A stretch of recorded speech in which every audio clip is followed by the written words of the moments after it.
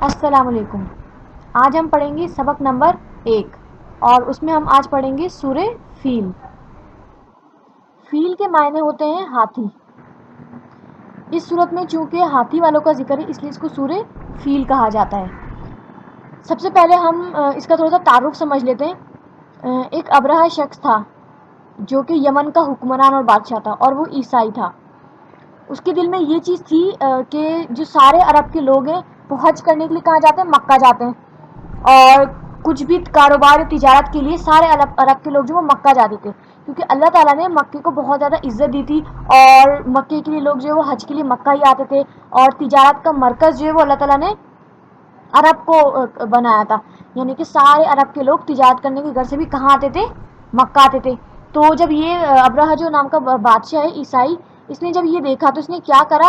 اس نے یمن کے دارالحکومت یعنی کہ یمن کا ایک دارالحکومت جو سینا، وہاں پر اس نے چرچ تعمیر کرایا اور یہ سوچا کہ جب میں چرچ تعمیر کراؤں گا تو سارے اہل عرب کے جو لوگ ہیں وہ مکے کی بجائے یہاں آئیں، سینا آئیں، تاکہ اس کی وجہ سے کیا ہو، یہاں کا میرا جو یمن کا جو کاروبار ہے وہ اچھی طرح چلے۔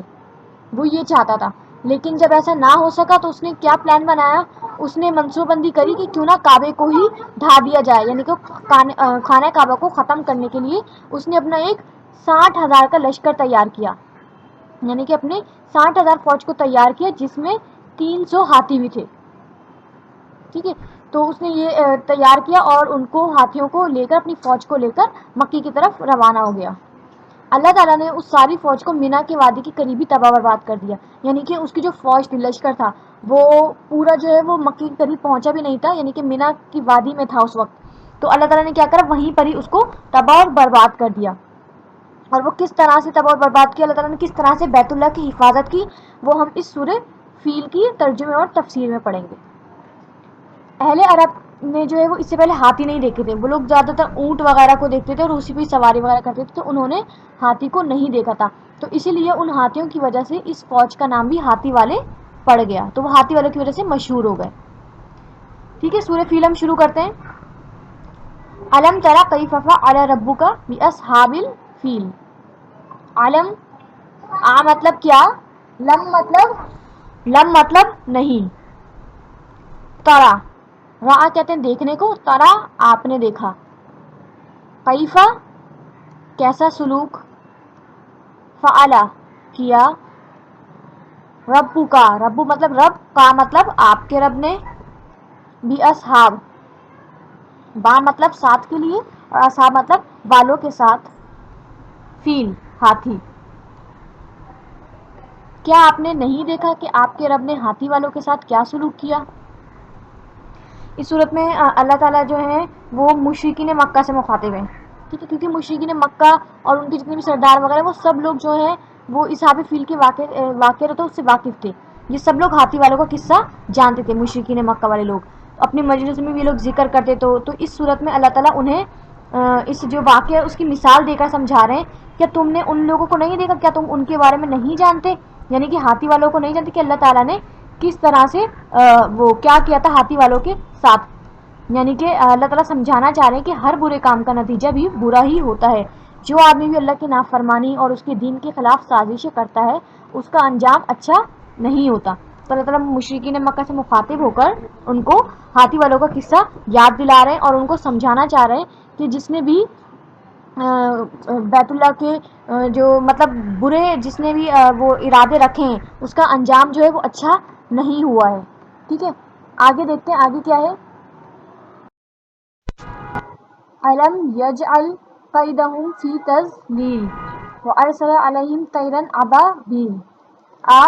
کیا، لم نہیں، یجعل بنایا اس نے، قیدہم، ہم مطلب ان کی، قید تدبیر، ان کی تدبیر، فی میں، تضلیل گمراہی، وارسلا، وا مطلب اور، ارسلا مطلب رسل و رسال کہتے ہیں بھیجنے کو، علیہم، علا پر، ہم ان پر، طیرن پرندے، طیرن پرندوں کو کہتے ہیں، ابابیل جھنڈ کے جھنڈ، کیا اس نے ان کی تدبیر کو بیکار نہیں بنا دیا اور ان پر پرندوں کے جھنڈ بھیجے۔ ٹھیک ہے. اب جو کیا اس نے ان کی تدبیر کو بیکار نہیں بنا دیا، یعنی کہ اللہ تعالیٰ نے کس کی تدبیر کو، یعنی کہ جو ابرہہ نے کیا تدبیر کی تھی، ابرہہ نے یہ ارادہ، برا ارادہ رکھا تھا کہ اللہ کو گھر کو گرانے کی کوشش کی تھی اس نے، ٹھیک ہے، یہ اس کی تدبیر تھی. تو اللہ تعالیٰ نے کیا کرا، اس کی تدبیر کو بیکار بنا دیا، یعنی کہ اس کے برے ارادے کو بری طرح اللہ تعالیٰ نے ناکام کر دیا. اور اللہ تعالیٰ نے کیا کرا، اس کو ابرہہ کو شکست دینے کے لیے اپنی مخلوق پرندوں کو حکم دیا، یعنی کہ نا پرندوں کے جھنڈ بھیجے. تو اپنی ایک مخلوق یعنی کہ پرندوں کو حکم دیا کہ وہ ان ہاتھیوں والوں پر کیا کریں، حملہ کر دیں. اچھا، یہ جو پرندے تھے یہ تھوڑے عجیب طرح کے جو اس سے پہلے کبھی دیکھے نہیں گئے تھے، ٹھیک ہے، جو اس سے پہلے کبھی دیکھے نہیں گئے تھے، جسم میں کبوتر سے چھوٹے تھے. تو اللہ تعالیٰ نے کیا کرا، اس کی تدبیر کو بیکار کر دیا اور ان پر اپنی ایک مخلوق سے کام لیا، یعنی کہ اپنی مخلوق کو حکم دیا پرندوں کو کہ وہ ان ہاتھیوں والوں کو کیا کریں، تباہ اور برباد کر دیں. اللہ تعالیٰ کے پاس بے شمار افواج ہیں. اللہ تعالیٰ جو ہے وہ کسی سے بھی کام لے سکتا ہے، یہاں تک کہ نہ نظر آنے والے وائرس جیسے کہ برڈ فلو، سوائن فلو، دیکھیں یہاں لکھا ہوا ہے bird flu, swine flu, Ebola virus, یہ دنیا کے یہ جو آئے جو وائرس ہیں یہ دنیا کے کئی ملکوں میں آئے اور جنہوں نے ہزاروں لوگوں کو ہلاک کر چکے ہیں وائرس. تو اللہ تعالیٰ جس سے بھی چاہے مرضی سے اپنی مخلوق سے کام لے سکتا ہے اور کسی کے اوپر بھی ان کو بھیج سکتا ہے. یعنی کہ تکبر، غرور و تکبر کرنے والا جو ابرہہ تھا اور اس کی 60,000 فوج کو اللہ تعالیٰ نے اپنی چھوٹی سی مخلوق جو ہے اس سے کام لیا اور اس کی پوری فوج کو تباہ اور برباد کر دیا. تو اس آیت سے ہمیں کیا پتہ چلتا ہے کہ دنیا کی ہر چیز جو ہے وہ اللہ کے حکم کے تابع، یعنی کہ جو بھی ہے وہ اللہ تعالیٰ کے حکم کی بجاوری کرتا ہے. ہم سب کو بھی کیا ہے، صرف اور صرف اللہ کا حکم ماننا چاہیے. آگے دیکھتے ہیں، ترمیہم بحجارۃ من سجیل فجعلہم کعصف مأکول. ترمیہم پھینکتے تھے ان پر، رمی کہتے ہیں پھینکنے کو، ٹھیک ہے. ترمیہم، ہم مطلب ان پر، ترمیم مطلب پھینکتے تھے، بحجار آتے ہیں. حجر پتھر کو کہتے تھے، ہجارہ مطلب کنکریاں یا پتھر، من سے سجیل، سجیل پکی مٹی. فجعلہم، فا مطلب پس، جعل بنایا ان کو کر دیا، ہم ان کو، فجعلہم پس ان کو کر دیا، کعصف بھوسے کی طرح، معقول کھایا ہوا. جو ان پر پکی ہوئی مٹی کے پتھر پھینک رہے تھے بس ان کو کھائے ہوئے بھوسے کی طرح کر دیا. اب جب اللہ تعالیٰ نے جو ابرہہ تھا، جو کہ اللہ تعالیٰ کی نافرمانی کرنے والا جو ابرہہ تھا، جب وہ اپنی فوج لے کر کعبے کے قریب پہنچا تو اللہ تعالیٰ نے اپنے پرندے بھیجے اور پرندوں کی جو فوج تھی ان کو کیا حکم دیا کہ وہ جو ہے کنکریاں پھینکتے تھے، یعنی کہ ان کی چونچوں کے اندر جو ہے وہ کنکریاں تھیں اور وہ بہت زیادہ باریک تھیں. اور انہوں نے کیا کرا، وہ پرندوں کے جھنڈ ان کی جو وہ فوج تھی، لشکر تھی، اس کے اوپر آئے اور کنکریاں برسانا شروع کر دیں. اور وہ کنکریاں اتنی تیز تھیں کہ ان کے سر سے نکلتی تھی اور پیروں کی طرف سے، سر سے جاتی تھی اور پیروں کی طرف سے نکلتی تھی. اور جب یہ اتنی زیادہ کنکریاں باریک باریک ان کے جسم کے اندر گئیں تو ان کے جسم کا کیا حال ہو گیا، جیسے کھایا ہوا بھوسا ہوتا ہے، یعنی کہ ان کے جسم جو تھے وہ بالکل جل اور سڑ گئے، یعنی کہ بچا ہی نہیں ان کے جسم کے اندر کہ کچھ کہ یہ جسم کا حصہ بھی ہے یا نہیں ہے، کوئی اور مطلب کچھ بھی نہیں بچا ان کی باڈی کا پارٹ، وہ سب کچھ کھایا ہوا بھوسے کی طرح ہو گیا. تو اللہ تعالیٰ نے کیا کرا، اپنی فوج کو بھیج کر ابرہہ کے جو لشکر تھا اس کو تباہ اور برباد کر دیا. ٹھیک ہے. اور کس طرح کے، یہ بھی ہم نے اس میں پڑھ لیا کہ اللہ تعالیٰ نے اپنے پرندوں کو مطلب بھیجا جھنڈ کو، اور جنہوں نے کیا کرا، ان کے لشکر پر جا کر ان کے اوپر کنکریاں برسائیں اور ان کنکریوں کی وجہ سے ان کے اوپر ان کا کیسا حال ہو گیا، اس پورے لشکر کا کیسا حال ہو گیا، جیسے کوئی کھایا ہوا بھوسا ہوتا ہے. یہاں ایک اہم بات لکھی ہوئی اس کو دیکھ لیتے ہیں کہ کعبہ اللہ کی عظمت کی نشانی ہے جس کی حفاظت اللہ نے ایک معجزے سے کی، اور یہ بتایا کہ اللہ ہی سب سے بڑی طاقت والا ہے. یعنی کہ جو کعبہ ہے، یعنی اللہ کا گھر ہے، وہ عظمت کی نشانی ہے اور اس کی حفاظت جو اللہ تعالیٰ نے کس طرح دیکھا بیت اللہ کی کس طرح اللہ تعالیٰ نے حفاظت کی اپنے گھر کی، اور آج تک اللہ اپنے گھر کی حفاظت کر رہا ہے.